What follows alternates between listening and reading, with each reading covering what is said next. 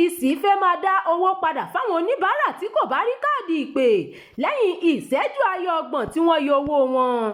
Àjọ Nigeria Communications Commission NCC tó ń rí sí ìkànsíra ẹni lórí aago ti kéde ìgbésẹ̀ tuntun èyí tí wọ́n ní àwọn yóò máa dá owó oníbàárà tó bá fẹ́ ra káàdì ìpè tàbí dátà padà fún wọn láàrin ìṣẹ́jú àáyá ọgbọ̀n bí káàdì náà kò bá wọlé sórí fóònù wọn tí wọ́n sì tún yọ owó náà nínú àkáǹtì wọn. Ìtumọ̀ yìí ni pé nígbà tí wọ́n bá ti yọ owó ẹni tó fẹ́ ra káàdì ṣùgbọ́n tí kò rí káàdì kò ní ju ìṣẹ́jú àáyá ọgbọ̀n lọ tí wọn yóò fi dá owó náà padà sínú àkáǹtì rẹ̀. Fún àwọn ìdúnàdúrà tí kò bá tètè wọlé tí kò dé ọ̀dọ̀ òǹtajà àti ẹni tó fẹ́ ra káàdì wákàtí 24 tí í ṣe ọjọ́ kan ni NCC ní àwọn yóò fi yanjú èyí gẹ́gẹ́ bí àjọ yìí ṣe wí nínú àtẹ̀jáde tí adarí ẹ̀ka ìkéde NCC Nnenna Ukoha fi síta. Àgbékalẹ̀ tuntun yìí ń wáyé pẹ̀lú àjọṣepọ̀ báńkì àgbà ilẹ̀ wa CBN.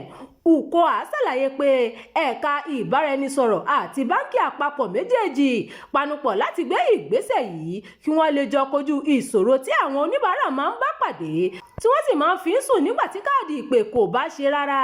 Ìṣòro mìíràn tí wọ́n tún sọ ni tí network kò bá sí tàbí tí ìṣòro yòówù bá kojú wọn.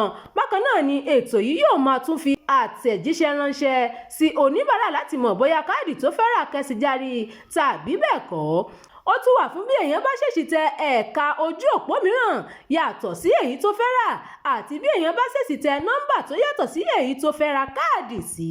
Gẹ́gẹ́ bí wọ́n ṣe wí, ìgbésẹ̀ yìí jẹ́ àbájáde ọ̀pọ̀ ìpàdé olóṣù púpọ̀ tí NCC, CBN, Mobile Network Operators, Value Added Service (VAS) Providers, Deposit Money Banks àti àwọn alẹ́nulọ́rọ̀ mìíràn jọ ṣe. Ó wà fún àwọn ìṣòro bíi kí èèyàn má rí káàdì ìpè tàbí dátà lẹ́yìn tí wọ́n ti yọ owó tí oníbàárà kò sì gbọ́ nǹkan kan láti yanjú ìṣòro náà. Adarí ẹ̀ka tó ń rí sí ọ̀rọ̀ àwọn oníbàárà ní NCC, Abilékọ Frida Bruce Bennett ṣàlàyé pé ìgbésẹ̀ yìí yóò tún jẹ́ kó ṣeé ṣe fún NCC àti CBN láti jọ ní òpó kan náà tí yóò máa rí sí ohun tó bá ń ṣẹlẹ̀. Ó ní èyí yóò jẹ́ kí ẹ̀ka méjèèjì mọ oníbàárà tó bá fẹ́ ra káàdì ṣùgbọ́n tí kò kẹ́sì járí wọn yóò sì jọ rí sí ìdápadà owó oníbàárà bẹ́ẹ̀ lásìkò. Ní báyìí kí ẹ̀ka méjèèjì tó buwọ́lù àwọn ẹ̀ka MNO àti báńkì ti dá owó tẹ́lẹ̀ ní bílíọ̀nù 10 padà fún àwọn oníbàárà fún ìdúnàdúrà tí kò bọ́ sí i. Abilékọ Bruce Bennett ló sọ bẹ́ẹ̀. Ó fi kún pé ọjọ́ kìíní oṣù kẹta ọdún 2026 ni ìrètí wà pé ètò ìdápadà yìí yóò bẹ̀rẹ̀ ní kété tí àjọ méjèèjì bá ti parí ìbuwọ́lù wọn tí àwọn ẹ̀ka tó kàn náà sì ti parí ètò. Ẹ ṣeun tẹ́ ń tẹ̀lé ìkànnì yìí, ẹ máa bá wa pín ká kí ẹ sì fi èròǹgbà yín sí abala àríwísí. Abdulkareem Nimas ló ti ń jábọ̀ ìròyìn.